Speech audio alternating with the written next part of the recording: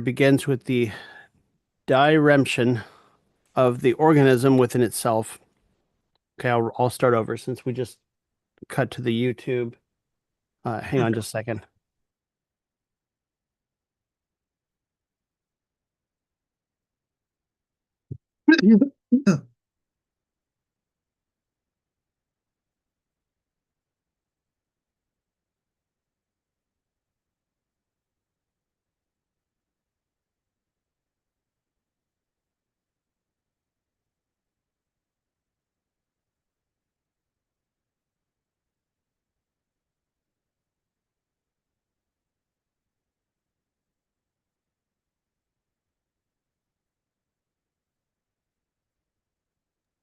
Okay, for our YouTube watching audience of one and possibly none.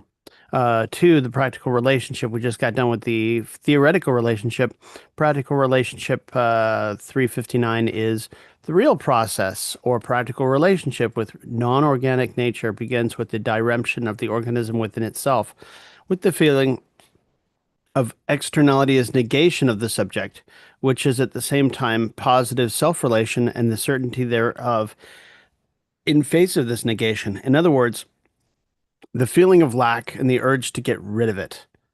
In this, there is a manifest a condition of an external stimulation and the negation of the subject posited in it in the form of an object against which the subject is braced. Remark. And I'm just going to read the remark because there's a lot to unpack there. Only what is living feels a lack, for in nature, it alone is the notion, the unity of itself and its specific opposite. Where there is a limitation, it is a negation only for a third, for an external comparison. Oh, sorry. But it is a lack only insofar as the lack's overcoming is equally present in the same thing, and contradiction is, as such, imminent and explicitly present in that thing. A being which is capable of containing and enduring its own contradiction is a subject. Wow, they okay. This feels like a logic statement right here. This constitutes an infinitude. Yeah. That is like giant asterisks around that statement at all levels. A being which is capable of containing and enduring its own contradiction is a subject. This constitutes its infinitude. Even when reference is made to finite reason, reason demonstrates its infinitude in the very fact that it characterizes itself as finite. Interesting. For negation is finitude, a lack only for that which is its accomplished sublation, infinite self-reference. 60 remark. Yeah. Thoughtless. Oh, go ahead. Go ahead. But see, yeah, that's logic. Yeah. Yeah. I love when he dips back into the logic under this, and suddenly it just like, whoa. Popsicle. Yes, you can have a popsicle, sweetie. Thoughtlessness stands still at the abstraction of the limitation, and in life too fails to grasp the notion, though in life the notion enters into existence. It sticks to the determination of ordinary thought, such as impulse, instinct, need, etc., without inquiring what these determinations in themselves are. But the analysis of their concept will show that they are negations posited as contained in the affirmation of the subject itself. An important step, an important step toward a true conception of the organism is the substitution of the concept of stimulation by external potencies for that of the action of external. Kyle, can you keep reading? I need to go wash my Yeah, hands. so Be were right we at back. again specifically? Okay. Lost track. An important step. Oh, okay. The important step toward a true conception of the organism is the substitution of the concept of stimulation by external potencies for that of the action of external causes. The former concept contains this seed of idealism, which asserts that nothing whatever can have a positive relation to the living being, if this latter is not in its own self the possibility of this relation, i.e., if the relation is not determined by the notion, and hence not directly immanent in the subject. But of all the concoctions of external reflection in the sciences, none is more unphilosophical than the introduction of such formal and material relationships in the theory of simulation as have long been regarded as philosophical. The introduction, for example, of the wholly abstract opposition of perceptivity and active capacity, which are supposed to stand to each other as factors in inverse ratio of magnitude. The result of this is to reduce all distinctions within an organism to the formalism of merely quantitative difference, that's familiar, a matter of increase or decrease, of intensification or attenuation, depriving them, in other words, of every possible trace of the notion. A theory of medicine built with these error determinations of the understanding is complete in a half dozen propositions. It is no wonder that it spread rapidly and found many adherents. The cause of this aberration lay in the fundamental error of first defining the absolute as the absolute indifference of subjects and objects, and treating all determinations as only quantitative differences.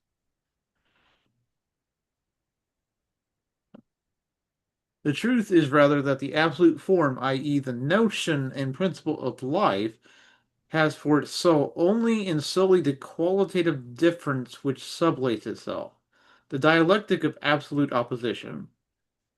The failure to recognize this genuine negativity can lead to the belief that it is impossible to hold fast the absolute identity of life without converting the moment of difference into a product of merely external reflection, as is the case with Spinoza's attributes and modes, which present themselves in an external intelligence, with the result that life then altogether lacks the punctum saleness of selfhood, the principle of self-movement or self-differentiation.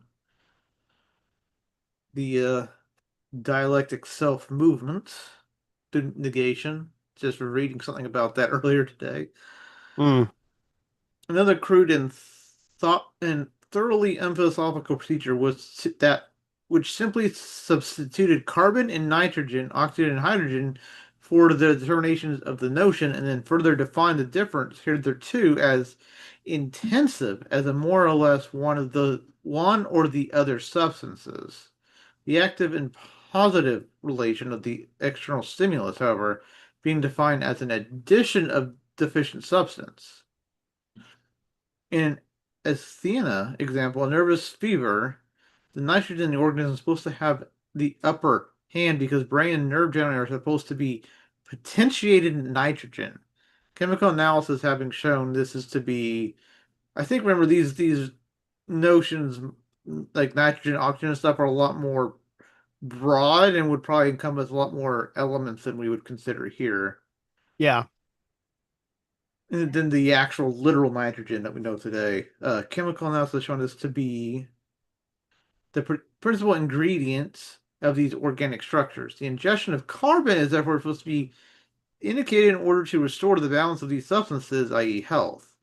The remedies which empirical medicine has found effective in the treatment of nervous fever are, on the same grounds, regarded as belonging to the carbon side, and this kind of superficial collocation and mere opinion is put forward as philosophical instruction and proof.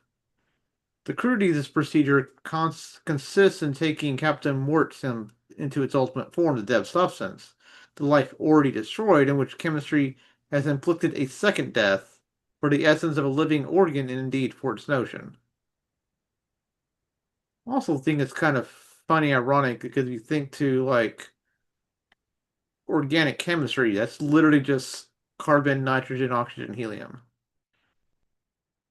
But it's in the way they also come together, not just in pure parts.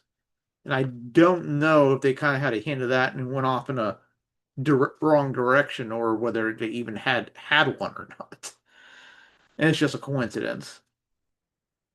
That was it. It is the ignorance of and contempt for the notion, which in general gives rise to facile formalism that, in place of the determination of the notion, makes us sensuous materials such as chemical substances, as well as relationships belonging to the sphere of inorganic nature, such as the north and south poles of the magnets, or even the difference between magnetism itself and electricity, or formalism in its appreciation and exposition of the natural universe attaches externally to its various spheres and differences a ready-made schema compounded of such material. Did I just kind of just say that already too? Oh, it was my turn.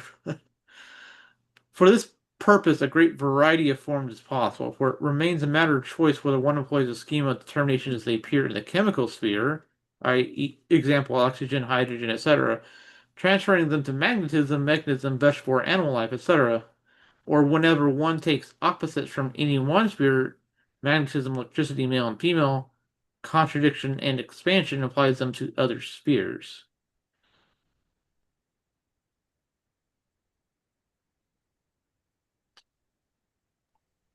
It's like, yeah, they can be I'm moments of thoroughly lost. I think it's kind of just saying like, oh, you're taking that we know these sort of, concepts from earlier spheres and you apply them wholesale to higher spheres, and it's almost like a reductionist way. So in a Yeah. sense, it's like, oh, all you need to offset this balance of like instead of the four humors, now it's carbon, oxygen, nitrogen, and hydrogen, and you just need to kind of balance that in the body again. So it's almost like a re-import of the four humors into a more modern context. I'm beginning to understand what he's saying. So, Yeah. yeah, the long and the short of it, from what I understand, and tell me if I get this wrong, is that so medical science at the time, especially the bad kind, was I understood that the innards of animals or us um was structured such that if you introduced some of the same substances, they thought it could, be good for health, et cetera, et cetera, et cetera. But they don't exactly know what they're doing, and they think it's like a chemical process where if you, you know, bathe someone in mercury or, nitrogen, It, you're going to get better, it's also et kind of cetera, et like cetera. that potassium or whatever has a very specific quality you can just sort of give and it will make them have more of that. Yeah. Like they're talking about did they actually say potassium here or was that I didn't hear it. it was further up? That yeah, potentiated nitrogen, okay, is what they refer to as the nervous system, which is not really how that works. Right. That's actually the exact opposite side of the periodic table with potassium and sodium and magnesium. I guess Hmm. and nitrogen, and it wouldn't be the other side either. Okay. Yeah, so sometimes it's like an updated more realistic version of the four humors, but still has a lot of that in it to me. Yeah. Because this is sort of a mix of like you have certain things off balance, which is true, but these are not the things that are off balance.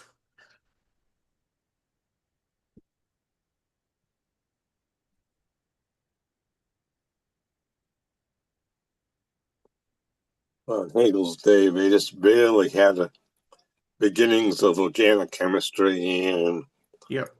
didn't really have anything like modern biochemistry at all at that time. Hmm. That doesn't come to decades later.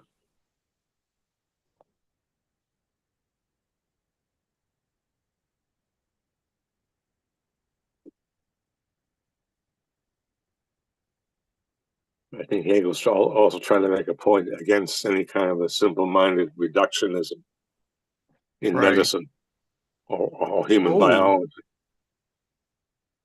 which is so, still very much a live issue. so apparently Sorry. yeah, Hegel doesn't sometimes like reference his critiques. The whole thing here about the ratio of active What is it? I can't remember. It's for both. Matt had to rescroll back down, but Say, sorry, take control again. Yeah. okay. I just noticed this quote right here. It said Schelling, so I go up, and apparently it was Schelling that had thought Turn on the fan. about. I'll be right back. It's fine. Yeah. Turn on the fan. I guess it's even further up here, but basically two different aspects of the receptivity and active capacity are in inverse ratio of magnitude quantifying, and that was Schelling, as was noted later.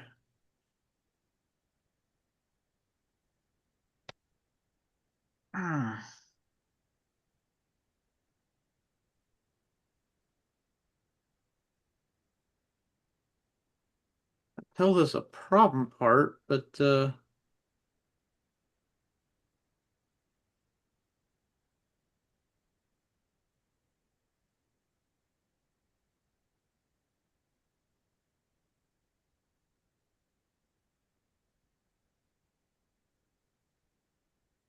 okay, yeah, so the remark over expands on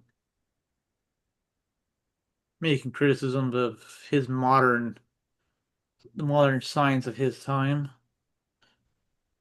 Practical process is true.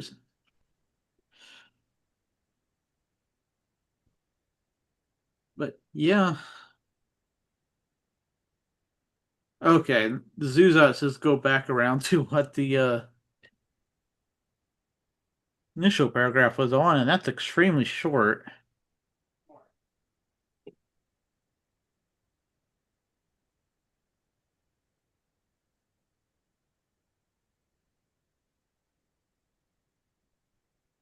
Hmm.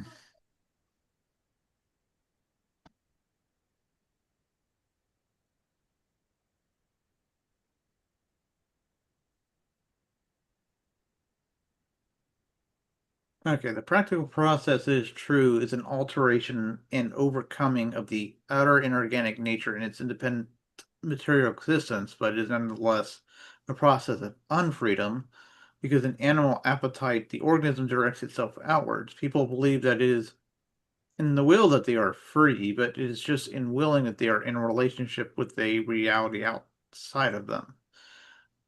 It is only in the reasonable will, which is theoretical, as in the theoretical process of senses, that man is free. What is primary, therefore, in animal appetite is the subject's feeling of dependence, that is not for itself, but stands in need of an other, which is its negative. And this not contingently, but necessarily. This is the unpleasant feeling of need. The defect in a chair, which has only three legs, is in us, but in life, the defect is in life itself, and yet it is also sublated because life is aware of limitation as defect. It thus a privilege of higher natures to feel pain. The higher the nature, the more unhappiness it feels. The great man has a great need and the urge to rid himself of it. The great deeds come only from profound mental suffering. Here may be found the solution to the problem of evil, etc. The animal says in the negative, at the same time positively home with itself, and thus, too, is the privilege of higher natures.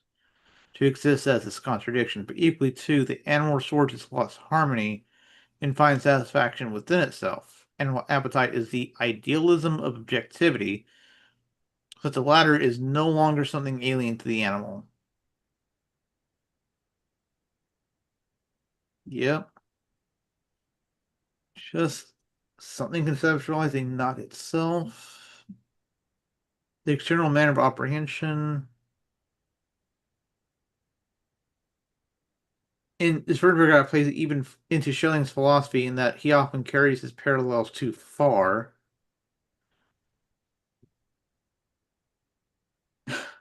The others lapse completely into an empty formalism, as when Oken has already seen, or called woody fibers of plants their nerves, or when the roots of the plant are called its brain. Similarly, the brain is supposed to be the human sun. In order to keep express the concept of an organ of vegetable animal life, the name is taken, not from the sphere of thought, but from elsewhere. but one should not fall back again on sensuous forms for the purpose of determining other forms. It is from the notion that they must be derived.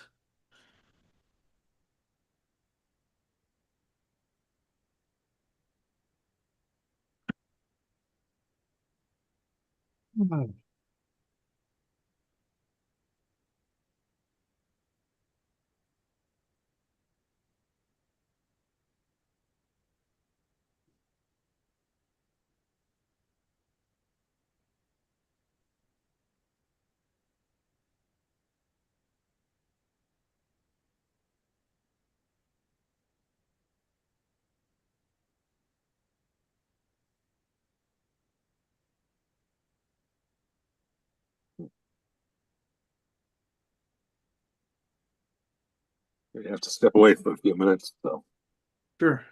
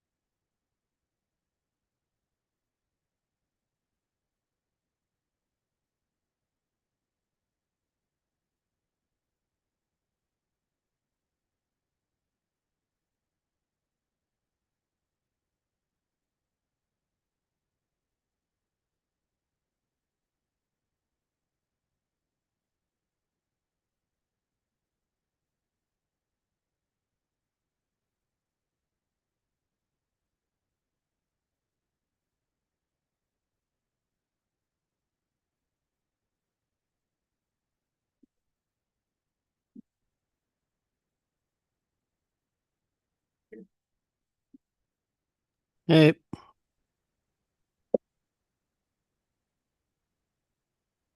we took a mini break. Yep. Oh, Jen's back too. The Zuzat's pretty short. Yeah. So, He does. I read it while you were gone.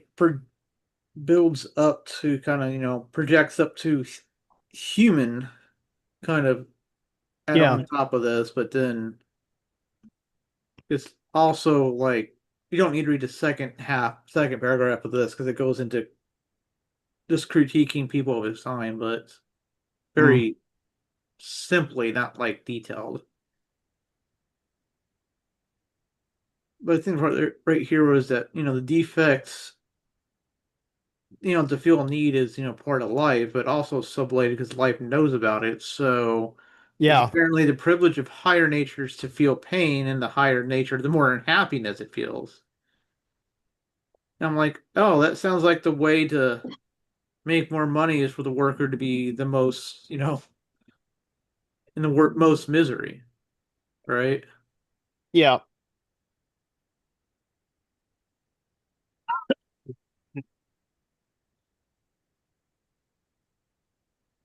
Mm. All right. So it says need is something specific, and its determinateness is a moment of its universal notion, though particularized in an infinite variety of ways. Hmm. It reminds me of the commodity. The particularized commodity has an infinite variety of instances. For instance, an urge is the activity of getting rid of the defect of such determinateness, i.e., getting rid of its initially merely subjective form. In that the content of the determinateness is primary and preserves itself in the activity through which it is only carried into effect, it is end or purpose, and the urge as only in the living being is instinct.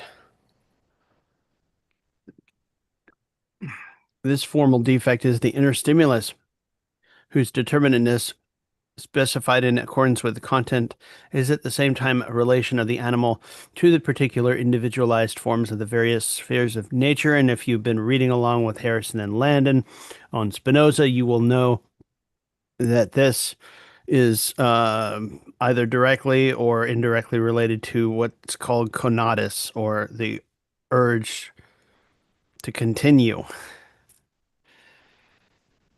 so on and so forth. The sort of need to keep going, I guess you could say. The mystery thought to occasion the difficulty in understanding instinct is simply this, that an end can be grasped only as an inner notion, so that explanations and relationships stemming from mere understanding soon reveal their ineptness in regard to instinct. The basic determination of the living being seized on by Aristotle, that it must be conceived as acting purposively, has in modern times been almost forgotten till Kant, in his own way, revived this concept in his doctrine of inner teleology, in which the living being is to be treated as its own end, Selbstzweck. The difficulty here comes mainly from representing the teleological relationship as external, and from the prevalent opinion that an end exists only in consciousness. Instinct is purposive activity acting unconsciously. And that's very, yeah, yeah, that's cool. Since an urge can be carried out only by quite specific actions, this appears as instinct in that it seems to be a choice guided by a purpose. But because the urge is not a known end, the animal still does not know its ends as ends, and that which unconsciously acts in accordance with ends, Aristotle calls of shit. It's been a while. I think it's phusis. I can't recall. Nope, nope, not no experience for me. I have experience, but it's been a while. Um, yeah. And here we have a missing identifier. It's just gone, right? Or Yeah, I think maybe it that was is the maybe it next was a one. sub remark. Wait, 360. No, it's 362. 360. Yeah, It's so this is 361. yeah, this is 361. What the hell? Okay. Uh so far, whoever did this just God. All right, so insofar as a need is a connection with the universal mechanism and abstract powers of nature, instinct is only an inner, not even a sympathetic stimulus, as in sleeping and waking, climatic and other migrations, but as the animal's relation to its non-organic individualized nature. Instinct as such is determinate and in its further particularization is restricted to only a limited sphere of the universal non-organic nature. Instinct is a practical relationship to this, an inner stimulus associated with the show of an external stimulus, and its activity is partly a formal and partly a real assimilation of non-organic nature.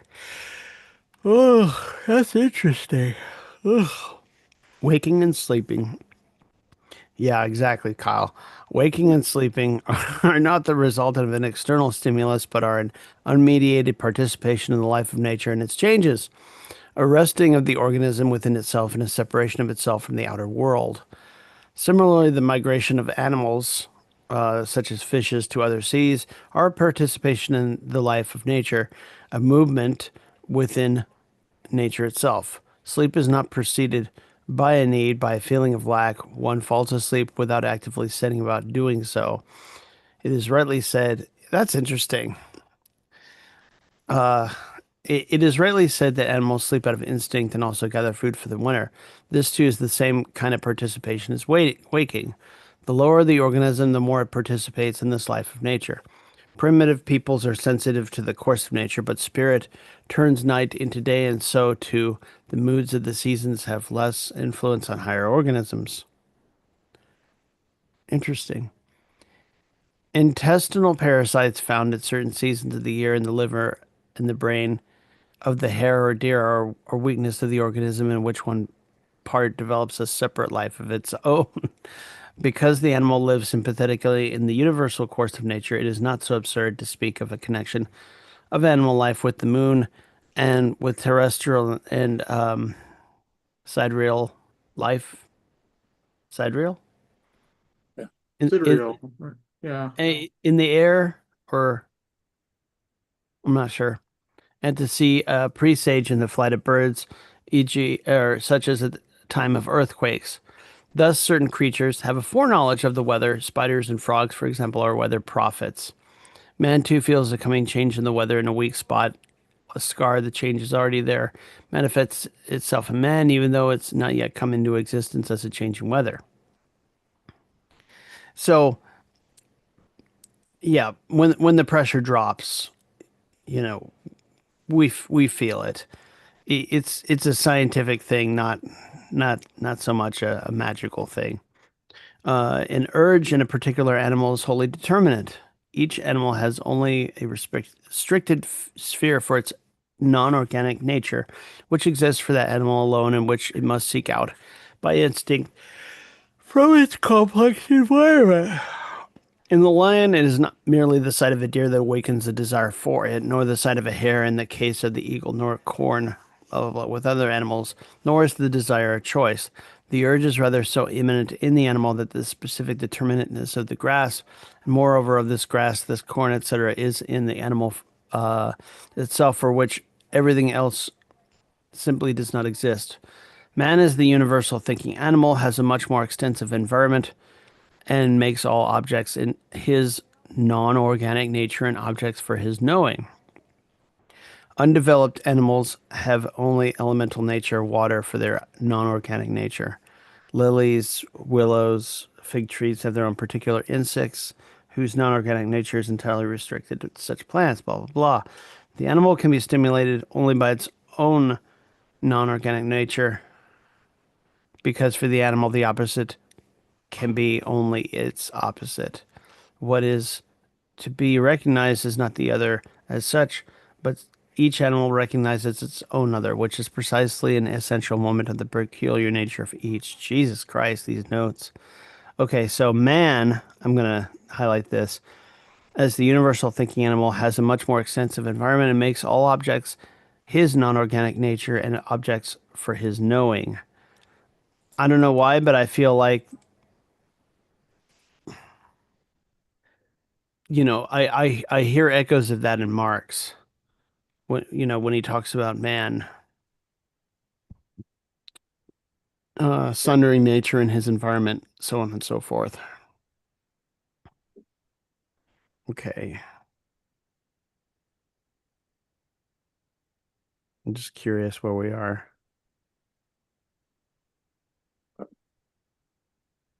The other Enlightenment thinkers had that similar notions too. Like I think it was Ben Franklin who said the man could be defined as a tool making Yeah. animal. And Marx, I think, directly quoted Franklin on that.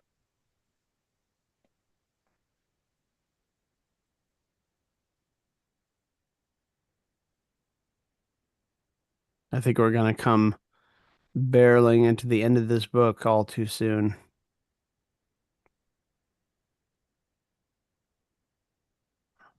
Sorry.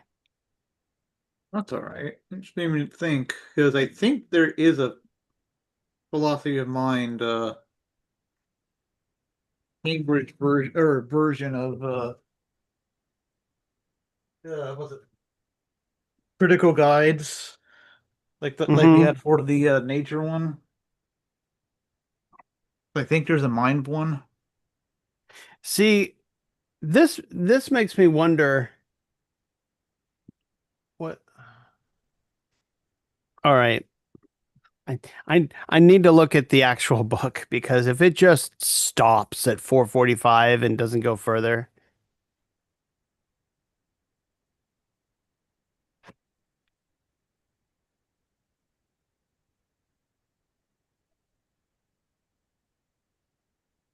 Okay, so in the actual PDF, this is a shit PDF. All right, first of all, there's an index that goes on for a few pages. Okay. Whoever put this together was drunk, which really kills me, actually. All right, let me go back up. Um, I just keep going until I start seeing highlighting. Because I did highlight.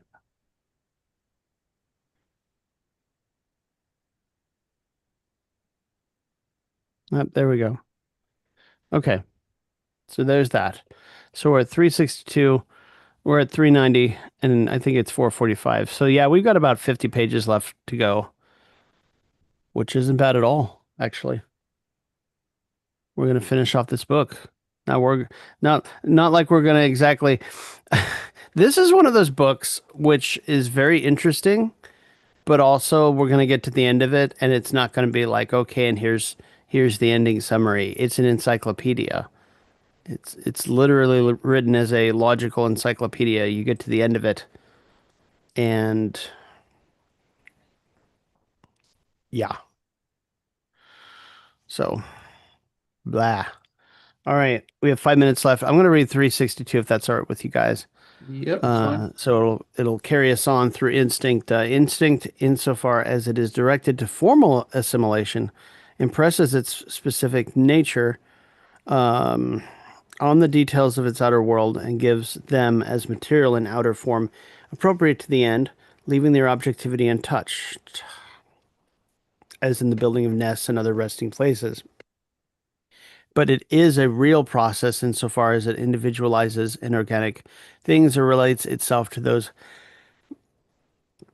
already individualized and assimilates them, consuming them and destroying their specific qualities. The process with air, breathing and skin process with water, thirst with individualized earth, that is, particular formations of it, hunger, life. The subject of these moments of the totality develops inwardly a tension between itself as notion and the moments of reality external to itself, and is the perpetual conflict in which it overcomes this or externality.